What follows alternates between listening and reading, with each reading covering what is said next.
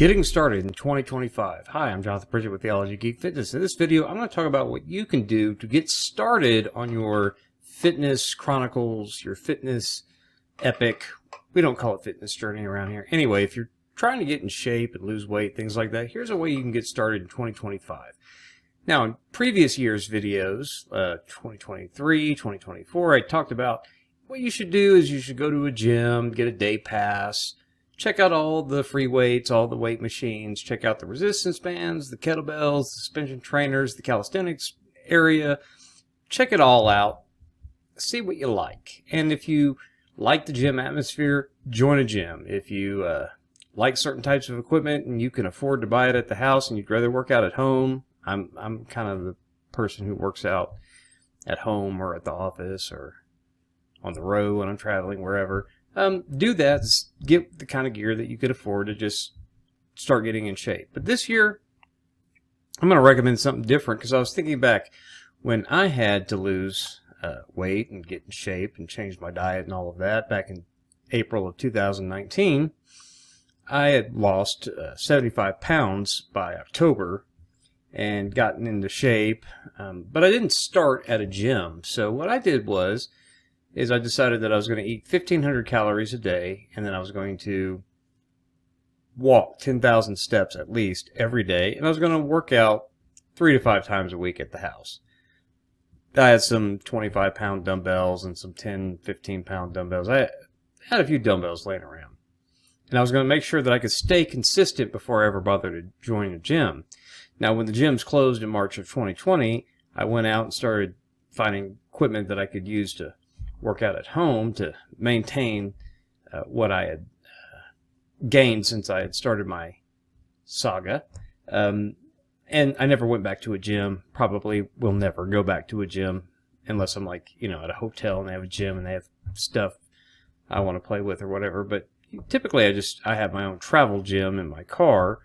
And so I don't even use hotel gyms. I just keep doing the same workouts I always do. But anyway, what I did is I started the walking, made sure I got at least 10,000 steps or more every day, and I started working out 3 to 5 days a week with just little lightweight dumbbells.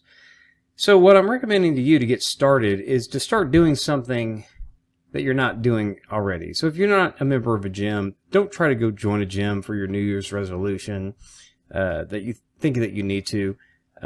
Start at home. And I do recommend buying fitness equipment. After all, this channel reviews fitness equipment. So the fitness equipment I recommend getting for your starting at home, if you don't have anything, is something like a inexpensive suspension trainer, not the TRX. That's way too much money, and there are a lot of comparably good options available for under $50. Or get a set of resistance bands, the 41-inch loop bands. You can find those on Amazon. But get something like that and start walking. Get yourself in a caloric deficit. For me, I was 5'8", 220 pounds when I started my fitness saga. And I gave myself a 1,500 calorie limit every day for 5 days a week and a 2,000 calorie limit on the weekends, and that shook out to me losing about 2 to 3 pounds a week. Now, over the 6 months that I lost 75 pounds, I didn't lose it, exactly 2 to 3 pounds a week. Sometimes you'd hit a plateau and you wouldn't lose anything, and then you'd start again and the weight would drop even if you stuck to the plan. But sticking to that plan for 6 solid months, it did actually average out to 2 to 3 pounds a week, even though it didn't come off 2 to 3 pounds a week. So it was kind of interesting how the math worked on that. So find one of those activity calculators on the internet. That's all I used. And I entered in, honestly, what my activity was, which was sedentary lifestyle. I ate this much food. Whatever. It told me that I had like 2,400 to 2,600, I can't even remember now, some odd calories to just maintain and not gain weight. Well, I dropped that down to like 1,500 for most days.